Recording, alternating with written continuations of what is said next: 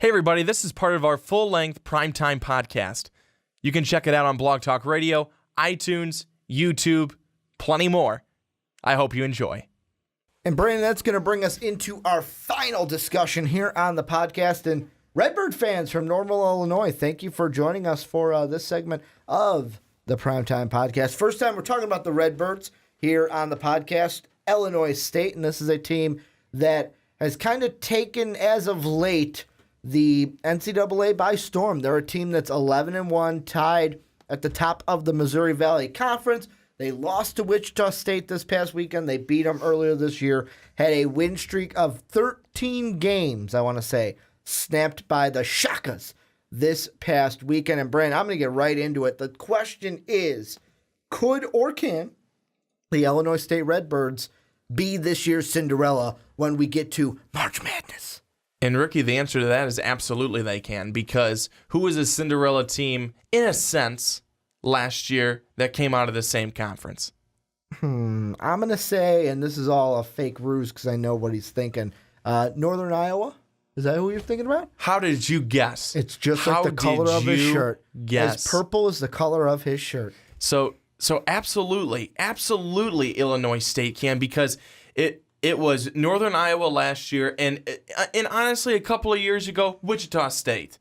Wichita State, big time, came out of nowhere, made an outstanding run, and they've been pretty consistently good since them. And honestly, hats off to them, because they have been very, very good. 21-4 this year, again, tied atop the standings in the MVC. But I think the Illinois State definitely can do it. They can be that team this year, certainly out of this conference. And I think that what they need to do is, looking at the remaining schedule, their last two games against Evansville and Indiana, it's against Northern Iowa. I was completely off on those. It's against Southern Illinois and Northern Iowa. I think that the game against Southern Illinois, that should be a pretty simple win. Northern Iowa. Sorry, Steve Maves, one of our loyal fans. He's down there at Southern Illinois. So sorry, Steve, for saying the Redbirds are going to beat the Salukis. Yeah, I just Southern Illinois. I mean, they're 14-11. 7-5 in the conference, but I just see Illinois State, the way that they've been going, this run that they've been on, I just do not see them losing there. I think that Bradley and Drake, I definitely think that both of those teams are going to fall to Illinois State. When the only two teams that I would be worried about, Missouri State, and then the next one that they play after Missouri State, and that's Loyola Chicago. Well, and I mean, when you look at the last meetings, I would even say Loyola Chicago, I wouldn't even put them on that list. Like Loyola Chicago and Bradley and Drake, look at the last meetings. They beat Loyola 81-59. That was on the road. They beat Bradley by 20. That was on the road. And then they beat Drake 72-58. Yeah, that was at home. This next one's going to be on the road. Really, I look at Missouri State. They went to overtime to win that one by 3. I mean, Southern Illinois played them close, only a 7-point victory for the Redbirds in that game. And then you look at Northern Iowa, it took a 6-point win to get that one all the way on February 1st, because that was such a long time ago. Those are the 3 games I'm looking at: Missouri State, Southern Illinois, Northern Iowa. And the thing with this team is, I even looked to the tournament last year to see if they can be a Cinderella. Do you remember how many double-digit teams we had at least move on to the second round? In the South region, we had number 13 Hawaii. They beat Cal in the first round. Then you had Wichita State not only win their play-in game in Dayton, they went on and beat Arizona in the first round before losing to the Miami Hurricanes. Then in the West Regional, we had Yale beat Baylor and almost beat Duke. Then we had Northern Iowa beat Texas and pretty damn near almost beat the Texas A&M Aggies. And then VCU go ahead, beat Oregon State, and then almost beat Buddy Hield and the Sooners. There's a lot of them. Stephen F. Austin from last year, their game against West Virginia. And then the last 4 that we have, I mean, Little Rock, Gonzaga, Syracuse, and remember Mid-Tennessee State beating Michigan State? Because I do. Because I had Michigan State going pretty damn far. I had them going all the damn way. It was terrible. So, yes, I absolutely see what you're saying. I think that you also have to take a look, too. So, this Illinois State team, they beat Wichita State 76-62 earlier in the season. And then, again, just this past game lost to them 86-45. So, that's why I think you take a look at, again, Wichita State, very, very good team. You look at the rest of these games, Drake and Bradley.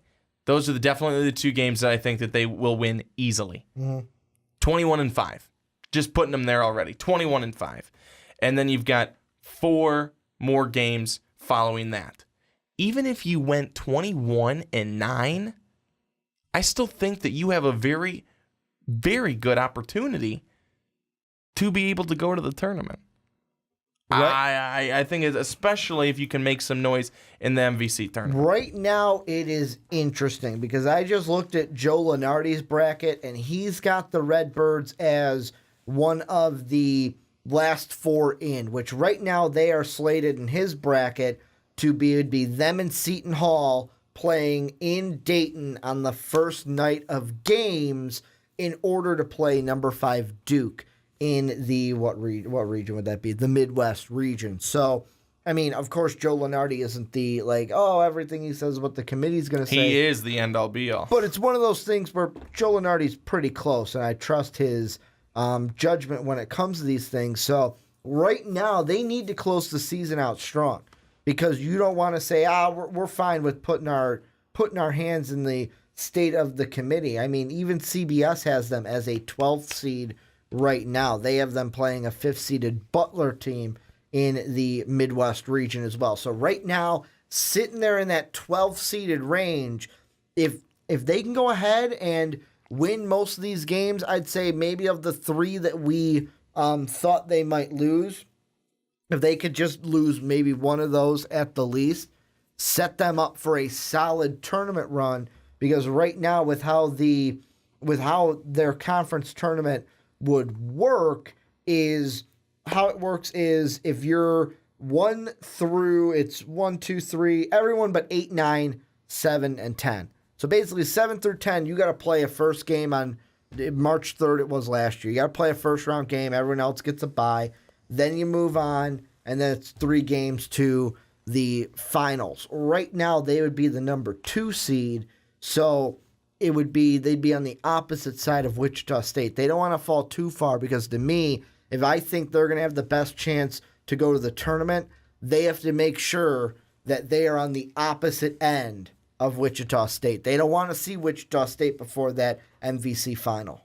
One of the things I'm saying, though, is that even if they were to win those 2 and kind of do what I said, win those 2 against Drake and against Bradley and then lose the next 4, I do not think they're going to lose their last 4 games. I just don't think that's going to happen. They also have 4 players in double digits this year scoring. 4 players. That's impressive. Wow. Very impressive. That's 4 of their 5 starters are in double digits each and every game. I think that even still, if they were to lose those last 4 games, they would still have a chance. They would still have a chance just because of how well they've played this season. Well, and the thing that I thought of, and this is the question I'll throw out there, and one of the reasons why I kind of threw this out to see if you wanted to talk about it today on the podcast was I'm going to take it a step further. Could Illinois State, because of that 13-0, like that 13-game win streak that we saw, and the one thing that when I saw, I can't remember who it was on SportsCenter, named them one of the stars of the game, or stars of the show last week, they had mentioned that there's one player on Illinois State, and if you're a Redbird fan, tell me down below in the comment section, because I know you guys know, I just am blanking on his name.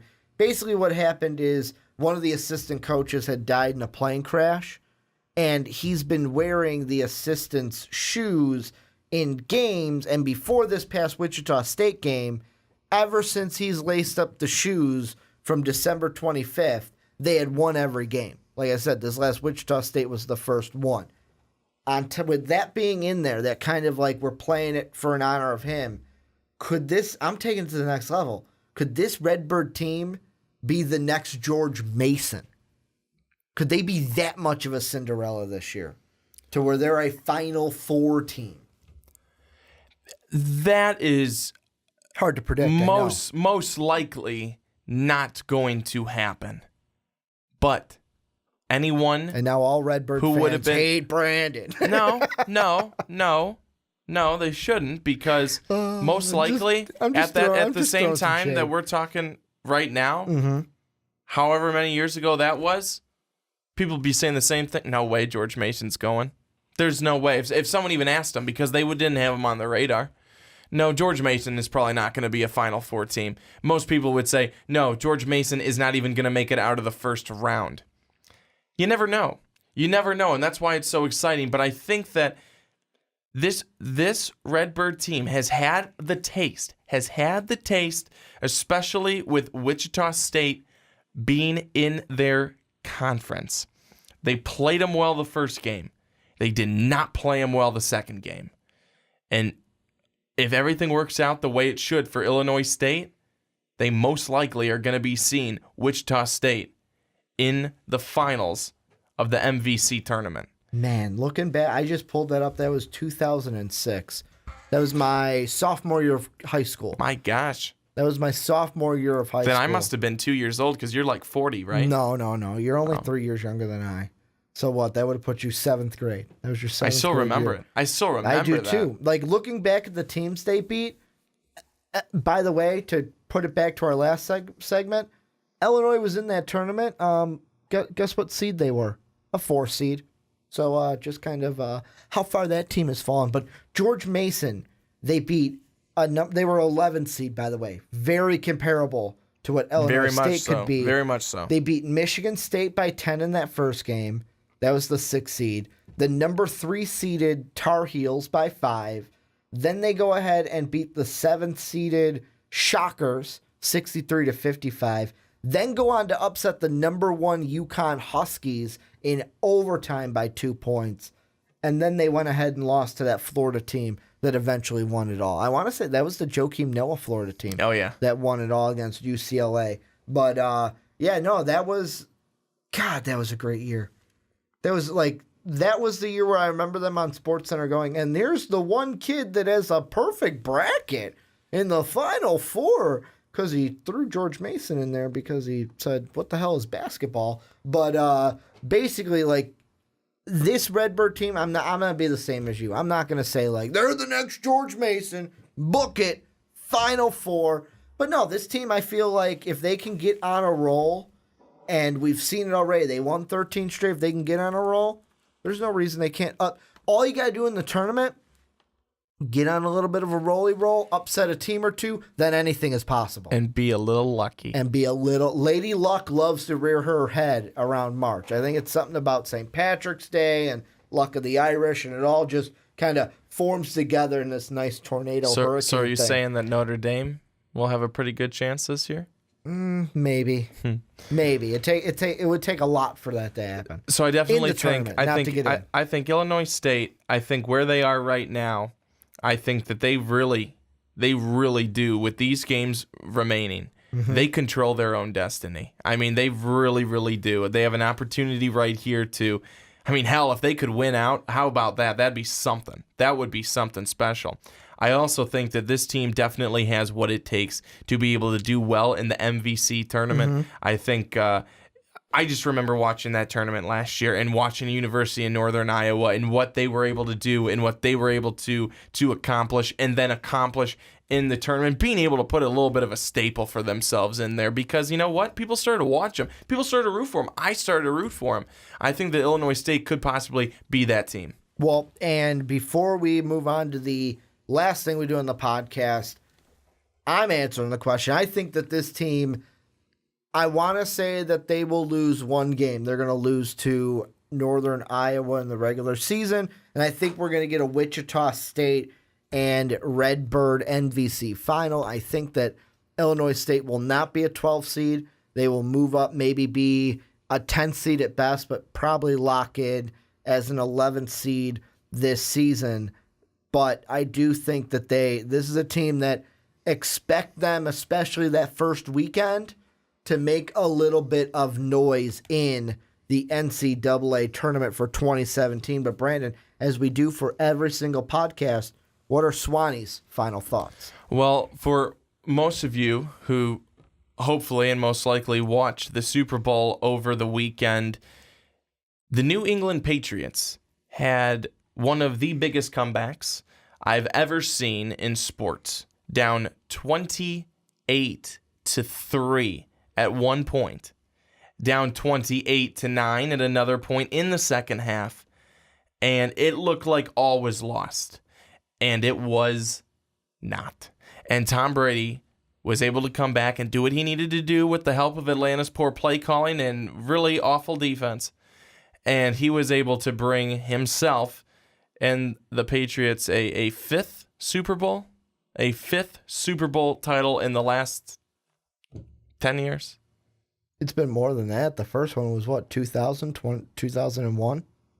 16 years. Either way, it's disgusting, but I love it at the same time. I think that this year in sports has been absolutely outstanding, Ricky. We talked about it. The New England Patriots with their comeback, the Chicago Cubs with their comeback in the playoffs, the Golden State had it in the bag. Cleveland came back with their comeback. That still hurts. And then the final one, Villanova over North Carolina. Villanova, Hova. And that final shot to do it. This has been an outstanding year of sports when you kind of wrap it up all packaged together with the New England Patriots doing what they just did. It has been a lot of fun, and that is why we love sports, for the dramatics, never knowing what could happen. That is why you cannot count out anybody when it gets to tournament time in the NCAA tournament, because absolutely anything, if this last year in sports has taught us anything can happen. Well, and this is where we sign off. I'm actually watching it right now. Go check out what the full spectrum of emotion was for Sean Anderson if you missed it on our MVP Snapchat. We were doing it all night. Sean Anderson put a compilation of that video up on our YouTube channel. I have to give the warning, though. It is not safe for work, and it has a few expletives, so you have been warned. I want to thank you guys for either listening or watching the Primetime Podcast today. Make sure you go hit us up on Twitter at @young_swan19, at Ricky Widmer, at Most Valuable Pod. Make sure to check us out on Patreon, patreon.com/Most Valuable Podcast. You like what we're doing, you want to help us out in one way or another, $1 single could get you an exclusive Patreon podcast each and every month from the MVP guys. I want to thank you guys one last time for watching and listening, and as always, have a good day, everybody. Hey, everybody. Thanks so much for watching. I hope you enjoyed a lot of emotion. If you want more, click this video right over my left shoulder. You will certainly not regret it.